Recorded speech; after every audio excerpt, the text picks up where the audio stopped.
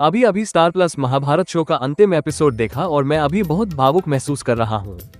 कहने को तो बहुत कुछ है लेकिन शब्द कम पड़ रहे हैं। मुझे नहीं पता कि अब मुझे कहाँ जाना है। मुझे लगता है कि मेरे दिल में एक खालीपन बन गया है। ईमानदारी से कहूँ तो ये भारतीय टीवी पर अब तक का सबसे बेहतरीन शो था। मुझे जीवन और उसके दर्शन के बारे में उपदेश देने वाले कृष्ण के रूप में सौरभ जैन की याद आती है। मुझे भीम और उनकी ताकत की याद आती है। मुझे अर्जुन की याद आती है। मुझे द्रौपदी के रूप में पूजा शर्मा और उनका उग्र नारीवाद याद आता है। मुझे पितामह की याद आती है। मुझे नहीं लगता कि कभी भी कोई शो इस शो जितना प्रतिष्ठित हुआ है। यह शायद हमारी पीढ़ी की सबसे अच्छी पौराणिक टीवी सीरीज है। वस्त्रहरण एपिसोड के दौरान पूजा शर्मा, द्रौपदी का अभिनय आने वाले सालों तक मेरे दिमाग में अंकित रहेगा। कहानी के सही समय पर कृष्ण के नाजुक ढंग से चुने गए शब्द हमें इसे हमारे वास्तविक जीवन से जोड़ने में मदद करते हैं।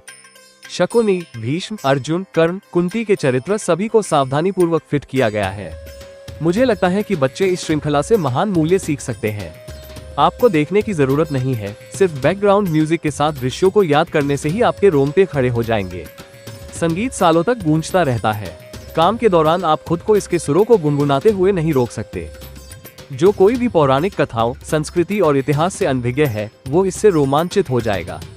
लगभग हर एपिसोड में शानदार अभिनय, संगीत और संवादों से कुछ ऐसे पल आएंगे जो आपको झकझोर देंगे, आपको सोचने और आत्मनिरीक्षण करने पर मजबूर कर देंगे। पूरी सीरीज ऐसे पलों से भरी हुई है। कोई भी पैसा, श्रम, समय या तकनीक ऐसी रचना की गारंटी नहीं दे सकती। स्टार प्लस महाभारत एक सदी में एक बार होने वाला जादू था और ऐसा दोबारा नहीं होगा। महाभारत जैसी महाकाव्य कहानी पर सीरीज बनाना बहुत मुश्किल है क्योंकि ये दुनिया का सबसे बड़ा महाकाव्य है। सभी युद्धों की जननी है। आत्मा, मानवता, बदला, अहंकार, महत्वाकांक्षा, राजनीति की कहानी है। ये जीवन के हर विषय का वर्णन करती है। इस खूबसूरत रचना के लिए मैं जो महसूस करता हूँ उसे शब्दों में बयां नहीं किया जा सकता। हर संवाद में सुनहरे मूल्य समाहित हैं जो दुर्भाग्य से आज खो गए हैं। और मुझे लगता है कि इस शो का पुनः प्रसारण हमारे जीवन में उन नैतिक मूल्यों को वापस ला सकता है। मैं शानदार थीम गानों, दिल को छू लेने वाले संवादों और अभिनेताओं के चेहरे के भावों की प्रशंसा करना बंद नहीं कर सकता, जो वास्तव में 1000 शब्द बोलने की शक्ति रखते हैं।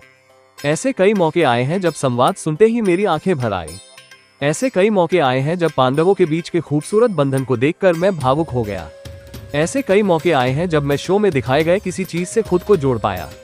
यदि RRR जैसी फिल्म को ऑस्कर के लिए नामांकित किया जा सकता है, तो महाभारत शो को क्यों नहीं नामांकित किया जा सकता है? RRR निस्संदेह एक बहुत अच्छी फिल्म है, लेकिन यह एक मास एंटरटेनर सिनेमा है जिसमें बहुत सारे अवास्तविक अलॉजिकल दृश्य है।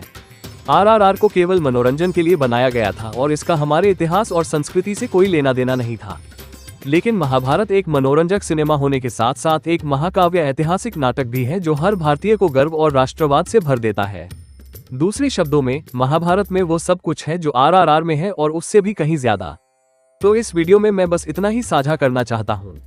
अगर आपको यह वीडियो पसंद आया तो कृपया लाइक बटन दबाना न भूलें और मेरे चैनल को सब्सक्राइब करें। देखने के लिए धन्यवाद। आपका दिन शुभ हो।